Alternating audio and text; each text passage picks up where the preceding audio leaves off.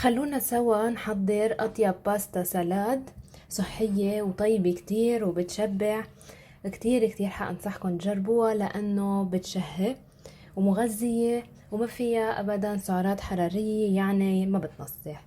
خلينا نشوف كيف حضرنا هيدا الطبق الغير شكل سوا. أول شي لنعمل الدريسينج، نحن هون عنا خل وححط معه خردل حوالي الملعقتين الكبار تعطيها نكهة كتير طيبة. وعندي كمان توم مدقوق حوالي حص من التوم.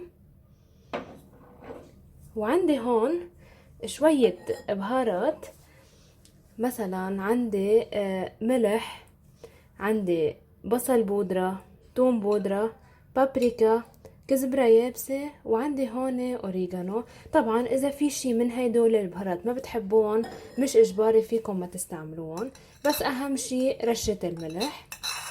هلأ رح حط كل هالتوابل بالجاط،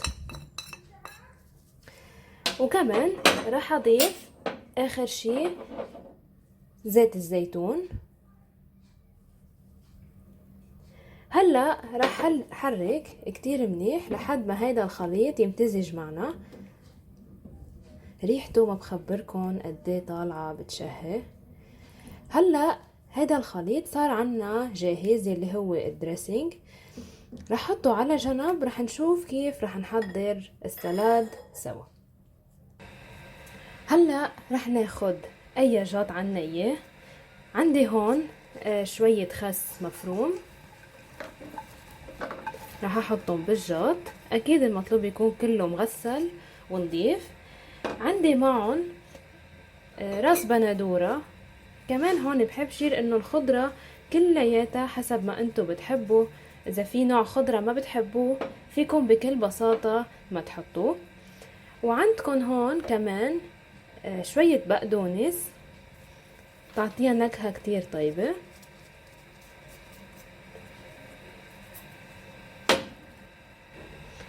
عندي كمان شوية بصل اخضر، فيكم تحطوا بصل ابيض العادي ما في مشكلة.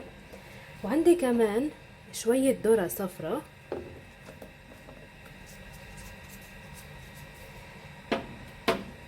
وعندي شوية معكرونة مسلوقة، اي نوع او اي شكل معكرونة ما في مشكلة، تتأيدوا بشي معين. المهم ان تكون المعكرونة مسلوقة، ومن الافضل انها تكون باردة لانه هيدي السلاد طيبة كتير تكون باردة. واخر شي عندي هون علبة تون.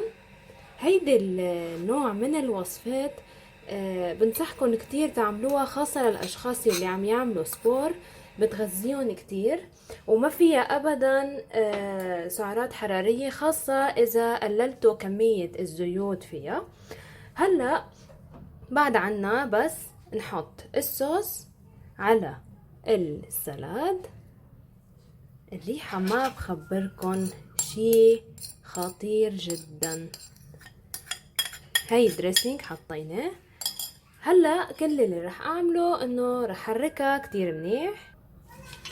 ناخد بهيدا الشكل ورح اقلبهم كتير منيح لحتى يمتزج كل هالدريسينج اللي حطيناه بقلب السلاد. بتنفع غدا، بتنفع عشاء، كتير كتير طيبة وبتغذي وما فيها اي سعرات حرارية. مثل ما قلت لكم قبل، كتير بنصحكم تجربوا هالنوع من السلاد، وحتى للأشخاص الفيجيتيريان كمان كتير بتناسبهم هيدا النوع من السلاد. وهيك بكون قدمنا الباستا سلاد. حبيت زينها بشوية بقدونس أخضر على الوجه،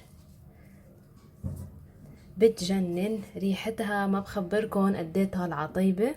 كتير بنصحكم تجربوها وتعطوني رأيكم فيها. وإذا في نوع سلاد معين بتحبوه يا ريت تكتبولي تحت الفيديو بكومنت ونحن بنعملهم سوا أكيد.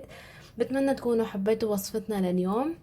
بتمنى إذا بعد ما اشتركتوا بالشانل تعملوا سبسكرايب ولايك، وإذا عندكم أي تعليق كتير بهمني أعرفه بكومنت، وكمان ما تنسوا تعملوا لي فولو على الانستغرام والفيسبوك، وأكيد كل المعلومات رح تلاقوها تحت الفيديو بصندوق الوصف، وأنا بشوفكن بوصفة بعد أطيب وأطيب. ميرسي.